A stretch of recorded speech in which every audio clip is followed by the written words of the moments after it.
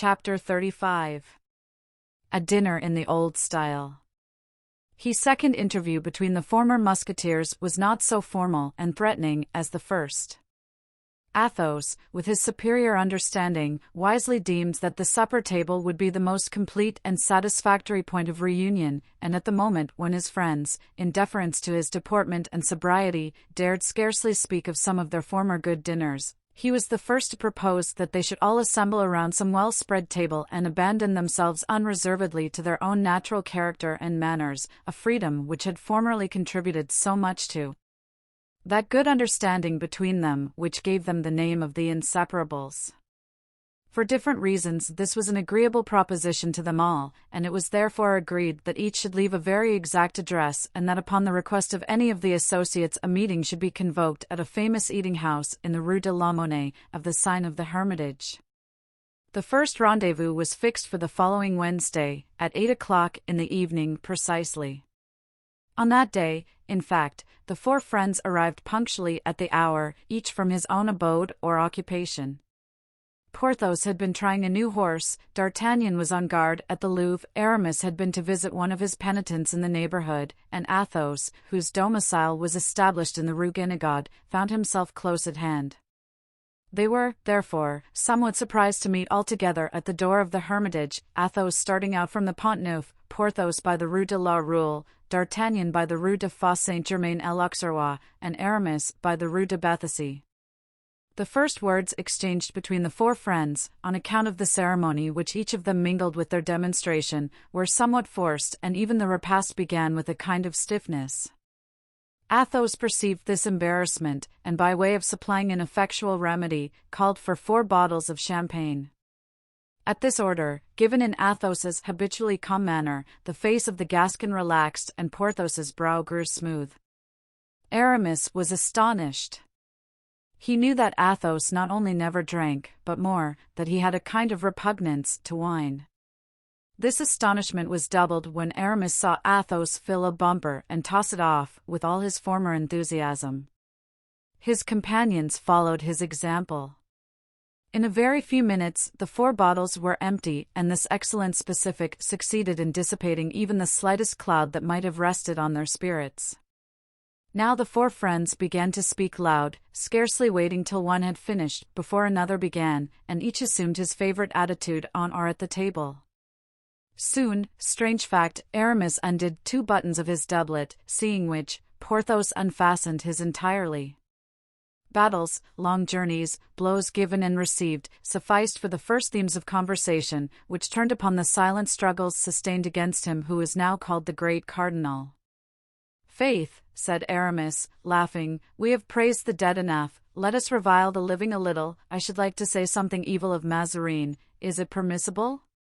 Go on," replied D'Artagnan, laughing heartily, "relate your story and I will applaud it if it is a good one." "A great prince," said Aramis, "with whom Mazarin sought an alliance, was invited by him to send him a list of the conditions on which he would do him the honor to negotiate with him. The prince, who had a great repugnance to treat with such an ill-bred fellow, made out a list, against the grain, and sent it. In this list there were 3 conditions which displeased Mazarin, and he offered the prince 10,000 crowns to renounce them." "Ah, ha," laughed the 3 friends, "not a bad bargain, and there was no fear of being taken at his word. What did the prince do then?" "The prince immediately sent 50,000 francs to Mazarin, begging him never to write to him again, and offered 20,000 francs more, on condition that he would never speak to him." "What did Mazarin do?" "Stormed," suggested Athos. "Beat the messenger," cried Porthos. "Accepted the money," said D'Artagnan. "You have guessed it," answered Aramis, and they all laughed so heartily that the host appeared in order to inquire whether the gentlemen wanted anything. He thought they were fighting. At last their hilarity calmed down, and, "Faith," exclaimed D'Artagnan to the 2 friends, "you may well wish ill to Mazarin, for I assure you, on his side he wishes you no good." "Pooh!" "Really?" asked Athos. "If I thought the fellow knew me by my name I would be rebaptized, for fear it might be thought I knew him." He knows you better by your actions than your name. He is quite aware that there are two gentlemen who greatly aided the escape of Monsieur de Beaufort, and he has instigated an active search for them. I can answer for it." "By whom?" "By me, and this morning he sent for me to ask me if I had obtained any information." "And what did you reply?"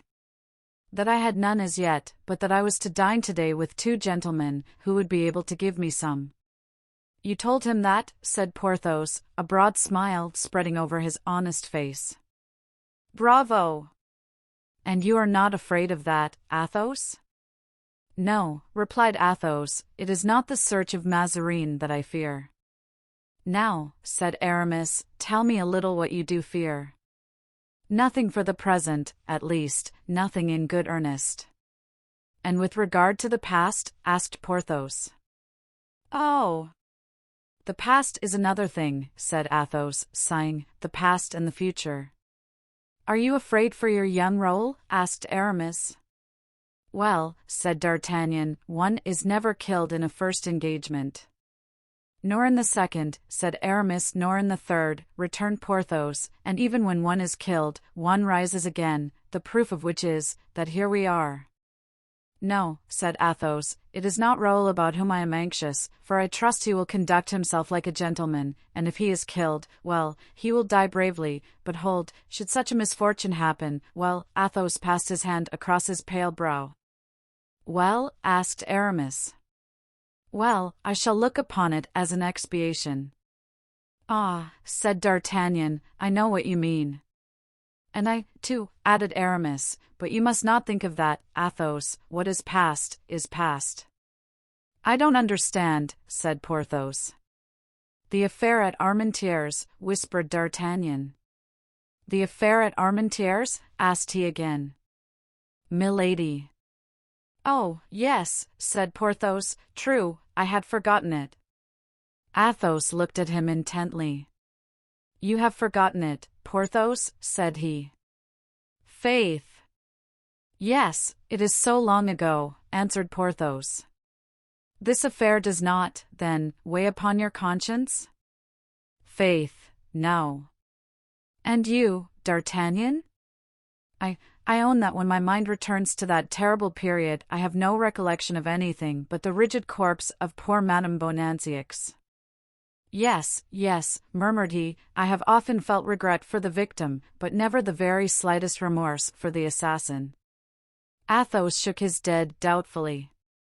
"Consider," said Aramis, "if you admit divine justice and its participation in the things of this world, that woman was punished by the will of heaven.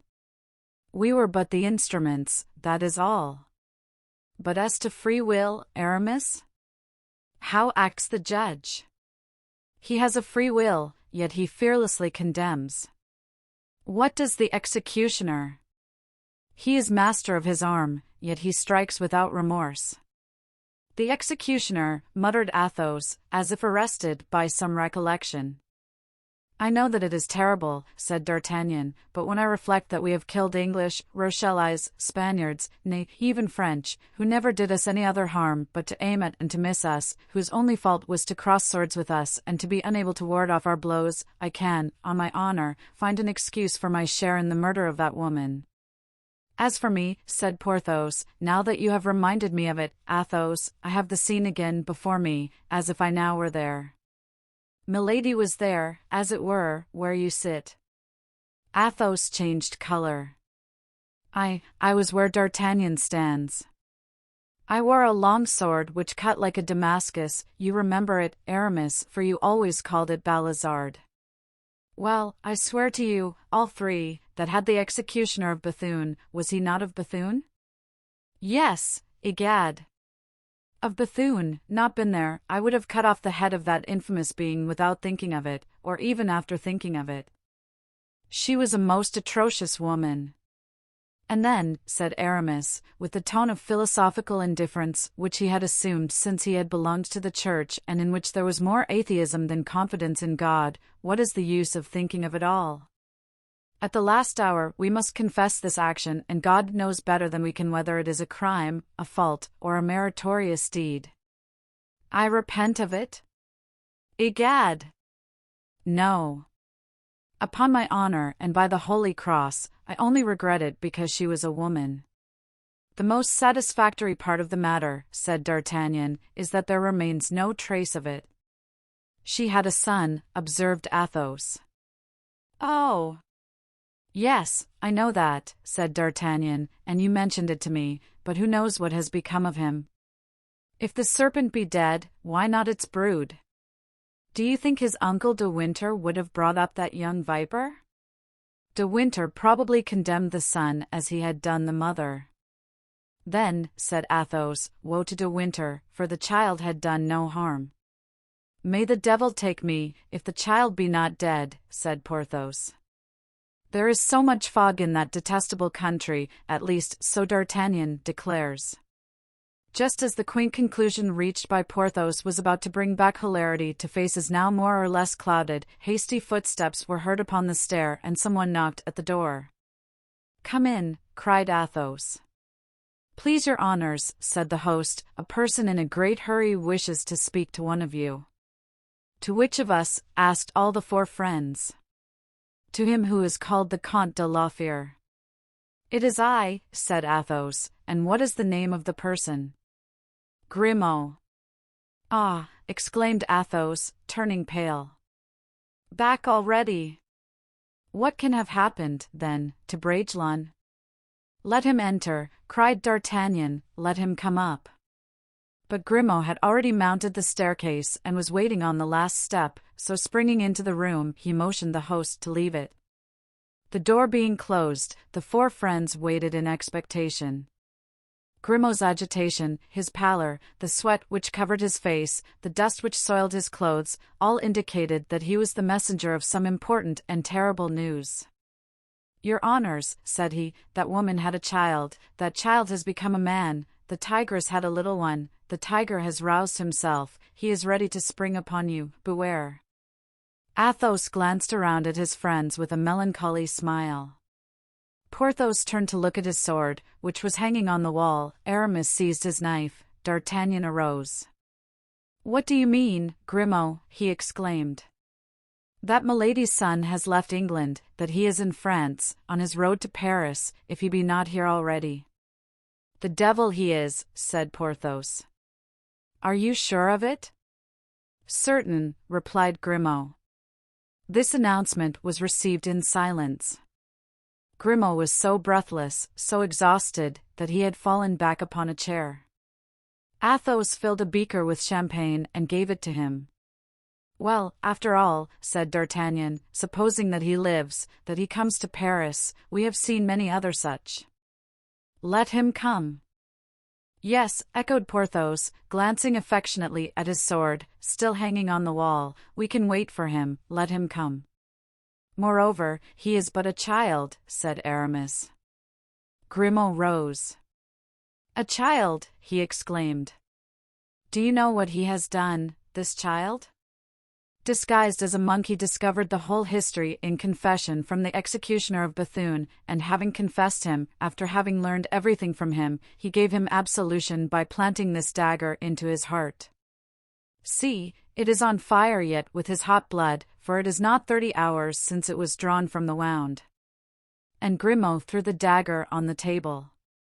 D'Artagnan, Porthos and Aramis rose and in one spontaneous motion rushed to their swords. Athos alone remained seated, calm and thoughtful. And you say he is dressed as a monk, Grimaud?